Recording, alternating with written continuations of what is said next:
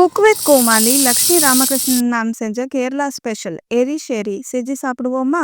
இதுக்கு முதல்ல 2 ஸ்பூன் பாசிப்பருப்பை வாசனை வர வரைக்கும் வறுத்தெடுங்க. 4 ஸ்பூன் துவரம்பருப்பை கழுவி 10 நிமிஷம் ஊற வச்சு தேவையான அளவுக்கு தண்ணி இதோட சேர்த்து குக்கர் மூடி போட்டு வெயிட் போட்டுருங்க. 3 விசில் அடிக்கட்டும். ஒரு கடாயில் கியூப்ஸாக வெட்டி வச்சிருந்த பூசணிக்காவை சேர்த்து 1/4 ஸ்பூன் மஞ்சள் தூள், 1 ஸ்பூன் மிளகாய் தூள், 1/4 ஸ்பூன் மிளகுத்தூள், தேவையான அளவுக்கு உப்பு, தண்ணி சேர்த்து வேக வச்சு எடுங்க. சின்ன மிக்ஸி ஜாரில் 1/4 கப் துருவின தேங்காய், 1 ஸ்பூன் ஜீரகம் சேர்த்து மெய்ய அரைச்சி எடுங்க. பருப்பு வெந்திருக்கும். ஓப்பன் பண்ணி மசிச்சு எடுத்துக்கோங்க. பூசணிக்காயும் வெந்து ரெடியாக இருக்கும். அதில் தேங்காய் பேஸ்ட்டை சேர்த்து மிக்ஸ் பண்ணி 2 நிமிஷம் கொதிக்க விடுங்க. அடுத்து பருப்பை சேர்த்து கொதிக்க விடுங்க.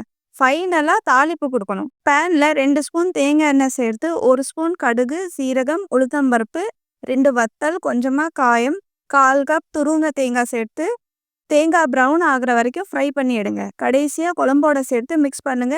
செம்ம வாசனையாகவும் டேஸ்டாகவும் இருக்கும். உங்கள் வீட்லேயும் இதை ட்ரை பண்ணி பார்த்துட்டு கமெண்ட்டில் எப்படி இருக்குன்னு சொல்லுங்கள்.